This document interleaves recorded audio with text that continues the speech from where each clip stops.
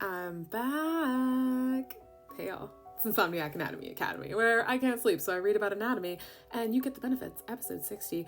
Why do we wrap a tight band around your arm to take your blood pressure? We measure blood pressure by literally cutting off the blood flow to your arm. Yes, a blood pressure cuff, which is technically, by the way, called a sphygmomanometer, because people are terrible, gets tight enough to be a tourniquet, cutting off flow through the brachial artery in your arm. Then they release the pressure really slowly and listen very hard. Or not, because now there's an electric monitor that does it. And what the doctor is listening for is the sound of turbulent flow. It's the thumping sound we associate with our heartbeats, but it's actually the rush of blood through your arteries. The sound ebbs and flows as the pressure of the cuff is released. The first, louder sound you hear is the measure of systolic blood pressure, or the amount of force your heart is pumping out when it pumps. Yeah.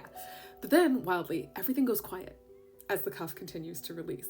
The second pumping sound is where we start to hear diastolic blood pressure, which is actually the pressure between the beats of your heart when it's refilling with blood. It's the resting pressure inside your arteries. Basically, their resting hype. What does this mean? Well, a high systolic blood pressure means that your heart might be working too hard, forcing blood through arteries that might be a little bit blocked. High diastolic blood pressure might be if your arteries are tighter than they should be at rest. Low diastolic blood pressure can also be because of things like dehydration. And we can tell all of that from just the rushing sound of your blood in your veins.